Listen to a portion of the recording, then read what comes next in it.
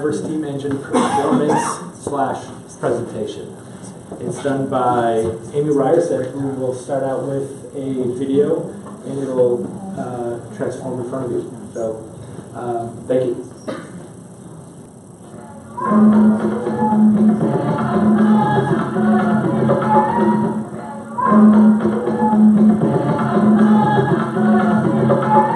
The rhythm of West Indies Creole music is heard in England for the first time since 1948 as the Catherine Dunham Company of Dancers stages a Negro ballet.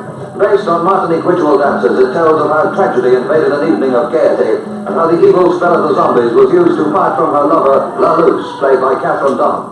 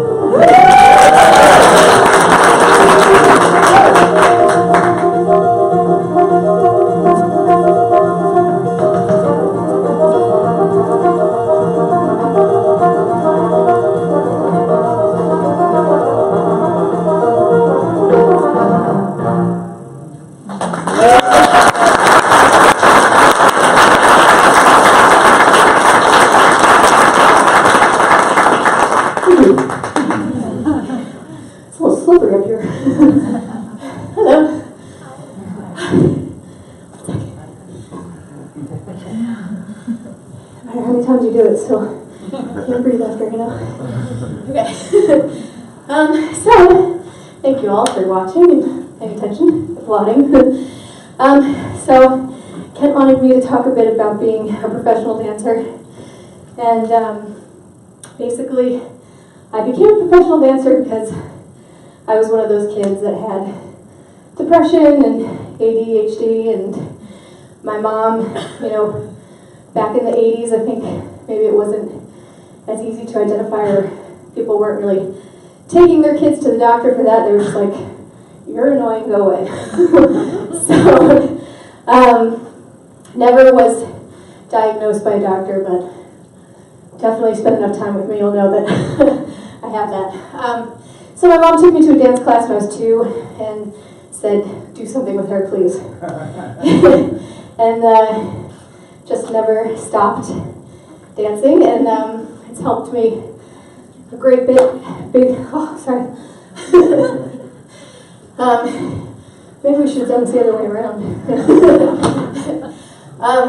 So anyways, but yes, I think I'm going to say something opposite of the other fabulous women that were up here, which is that we need more boys in dance, because it's a common trend lately that most violent crimes are done by men, you know, and not that women aren't capable of that as well, but I think that especially in America it's a little bit more accepted over in Europe and stuff to be a male and be a dancer. Here you're gay or you're a sissy or whatever else they want to call you, and it scares a lot of men away. And I think it is a great way to teach young men how to treat a woman, how to hold a woman, how to partner a woman, how to get out aggression and feelings and emotion and all of that. So I kind of tried to wrap up everything in that video you saw that I think is important for dance in our culture, and it's almost too many topics to touch on. So with that being said, I guess the background on me, I was a professional dancer on Broadway, lived in New York, LA, and Las Vegas, where I did all kinds of different things, from dancing with Kanye West on SNL to Broadway. I was a hamster in a Kia commercial. All kinds of weird, fun things. So dance definitely saved my life. I was hanging out with maybe a wrong group of kids. Somehow I was able to fit that in with all my training. But grew up in a little bit of a rough area of New Jersey, so I don't think I would have turned out the way I did if I didn't have it. So I guess I'll open it up to questions. I'm just going to tell a little backstory. Is this on? Is this hello? Yeah. Okay. So the way I met Amy was because of my sister-in-law, who is a professional dancer also, and they connected and they did a show in Appleton. Before I had a sister who was a professional dancer. I'd just seen dance, and I just have loved it, but I didn't really understand what actually went into the profession of a dancer. And it is a brutal, taxing experience for these people who are both men and women, but a lot more women, obviously. So I found it really fascinating. So if you have questions about what it's like to be a dancer and or an artist, professional artist, for Amy, and if you have questions, because also she's clearly a producer of films also. You made that all by yourself, right? Mm-hmm. Like yeah, so the black and white footage of the various dancers was taken, that's the show he was talking about that his sister did at the Refuge Foundation for the Arts in Appleton. So we invited some Milwaukee ballet dancers up, and they choreographed some original stuff, and Then the stuff in the yellow dress was me, and that was in my friend's backyard in Appleton. So yeah, I have a very big passion for video and definitely how dance translates on video specifically. So questions for Amy? Yes. Hi. Are there any specific forms of dance that help certain mental illnesses like depression and anxiety? Yeah, I mean, there's a whole organization that I referenced at the end of my film that is geared towards that. They say that basically trying different styles and rehearsing different things can improve your cognitive ability. Some of that is definitely partnering and what it takes to lead, follow, not step on somebody's feet. And it's really almost like if you drew out, your path, it's like a math problem on the floor, So they were recommending through that organization theatrical dancing, kind of like what I was doing right now. We were kind of incorporating some acting as well into whatever style you want to call that, and then ballroom as well. Do you know what that organization is offhand? Or I'd like to find out afterwards. So dancing's made me, I can retain so much choreography. Other things? Yeah. American Dance Therapy Association. Okay, that sounds really good. So I hope that dance therapy seems to be becoming, movement therapy, more of a thing. It would be great to get it, more accessible to the general public and schools and after-school programs, all that kind of stuff. Is anybody doing that in Green Bay, dance therapy, or in Fox Valley or anything like that? Not that I know of, but I know that the Boys and Girls Club, I volunteered and taught some dance classes at the one in Appleton. They actually have an amazing dance studio in there, sprung floors, bars, mirrors, and they have all kinds of professionals come in and donate their time to teach the kids. So I know of that for sure, right. Which is great. I was just going to say on that point, I mean, it's not dance therapy, but across the country, the past years, there's been these emerging dance waves or ecstatic dance movements. And I mean, there's a few of those that go on in Green Bay. And, just the act of moving and dancing and freeing yourself from the confines of your seated desk, car, chair position is beneficial for all the reasons that you showed. And, Right. So there are opportunities. It's not dance therapy. My problem with it's good and bad. The kind of the So You Think You Can Dance, Dancing with the Stars movement has been great in educating a lot of people that normally wouldn't know anything about dance are now tuning in prime time and seeing stuff, so it's good in that way. But I'm pretty against dance as a competitive sport because I think it does have so many amazing benefits to you psychologically and physically. Once you add like a trophy and a ribbon to it, it becomes about the competitive, obsessive nature and not just like I'm doing this because it feels good and I want to, And I came from a competitive dance studio. I feel like I was lucky to get out of there alive because those moms and teachers are crazy. But I saw it destroy like a lot of girls around me's lives through eating disorders and all kinds of really messed up stuff. I kind of forgot where I was going with that on your topic. No, but I wanted to clarify. I wasn't talking about a dance competition. I'm talking about free-form dance where you... Right. Well, I don't really know of anything like that happening in this area other than ballroom socials. And correct me if I'm wrong if you know of something. But if there's anything happening socially, it's, salsa or ballroom, which is great. And I'm so for that. But sometimes people don't want to touch other people. And they don't want to dance with a partner. They just want to do their thing alone.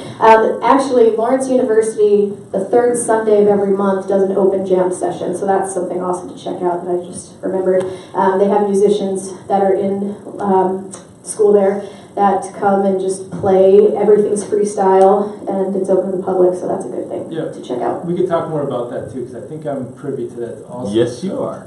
What is it? Do you guys rave or something? No, it's like you get in a room, and there's a drummer, and the people in the room just kind of start like a drum their circle? bodies, and everyone goes crazy. There's music, but I mean, like I have drummed for them with the music going on. with dancing going on. Can you invite me to But this? yeah, we'll talk All later. right, cool. I'm pretty new to the area, so might not be the best One more person. question for Amy. Is there anybody else? Okay. Have you ever been part of a flash mob? Good question. Ish, yeah. Times Square. It was for the launch of the Xbox Connect, if that's a thing. Is it the Connect? So like that, some new Xbox game. It was like 2011, and we all stormed. There was probably like 200 of us. Times Square, and Neo and some other recording artists came out and performed, and we did choreography for the game because it was a dance game that was coming out. Was it VR? No. Yes. For purposes of today, yes it was. All right. Well, so Amy, thank you very much. Thank you. So if you want to talk to any of the presenters that you saw tonight, or just talk to other cool people who are sitting here, meet us in the mezzanine where we'll have popcorn, soda, and beer and or water. And we got another hour to crash here at the Neville Museum since we're lucky enough to be here. So the next steam engine is in July. Anybody write it down? What day? 25th. And that's great. I was catching you on that because I did remember it. So stick around. Join us upstairs in the mezzanine. Thank you all very much for coming. And there's not enough of these shirts out there. Thank you. Bye, Facebook people. All 5 of you. Is there 5 yet?